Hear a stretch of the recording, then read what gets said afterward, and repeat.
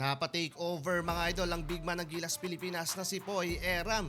Halimaw naman etong si Matthew Wright sa outside shooting kind of person na kailangan ng Gilas Pilipinas. Showtime mga idol, si Malonzo may gusto ulit patunayan. Habang easy basket naman si Cedric Manzano, pero simula pa lang sobrang intense na ng naging laban mga idol. Game 2 ng Gilas Pilipinas sa 23rd Southeast Asian Games na kasalukuyang ginaganap sa bansang Thailand. So far, meron ng isang panalo ang ating mga pambato sa tournament at makakalaban naman nila ang national team ng Vietnam. Great start for Team Pilipinas sa opening ng frame. Nagsimula mga idol ang kanilang opensa kay Poy Eram at kumamada ng early 6 points from post to mid-range shot. Pero nakasagot din dyan ng Vietnam 5-0 run naman mga idol mula sa open easy layup and wide open 3-pointer. Pero agad nabawi yan ng Gilas Pilipinas, 6 straight points naman mga idol ang kanilang counter attack sa ginawang run ng kalaban. Malonzo showtime agad mga idol with a two-handed slam dunk, habang tough start para kay Terdy Ravena with a pull-up fadeaway jumper first field goal of the game. Yun nga lang anyari, back-to-back 3-pointer ang ginawa ng Vietnam to tie the lead sa 14 points.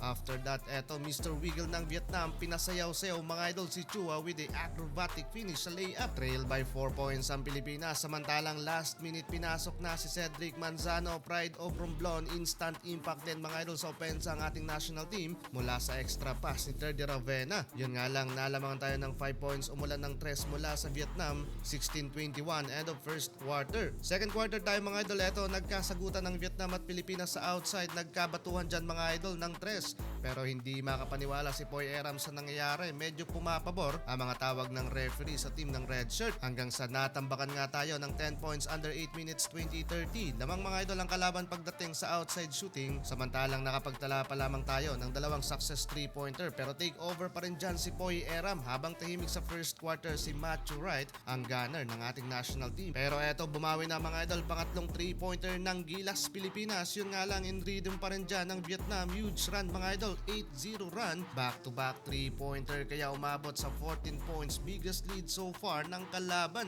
Masyadong malamya mga idol ang opensa ng Gilas Pilipinas, buti na ipasok ni Dolph Panopio etong crucial 3-pointer, pero laging may sagot mga idol na tres o field goal ang Vietnam at nakapitalize pa nila yung kanilang mga ball possession. Pero naibaba pa ng Pilipinas ang lead ng kalaban sa last 2 minutes. Matthew Wright again from left wing 3-pointer at Chua naman mga idol with a free throw, kaya baba sa 4 na puntos ang lamang ng Vietnam, 37-41 end of first half. Third quarter 3-pointer na naman mula kay Matthew Wright para simula ng opensa ng Gilas Pilipinas at Manzano with a putback 4 points so far dito sa laban. Unti-unting nakakabalik ang Gilas Pilipinas sa momentum, taking the lead 46-42. After down by 14 points ang Pilipinas, baliktad na ang nangyayari. Gilas Pilipinas naman mga idol ang umaatake at nagbubuta sa basket ng kalaban, pero may bawi din mga idol ang Vietnam, nagbawa sa outside at inatake din ang painted area ng Gilas Pilipinas. Kontrolado na mga idol ng ating mga pambato ang laban, isang puntos lang ang kalamangan, 60-61. Bolick,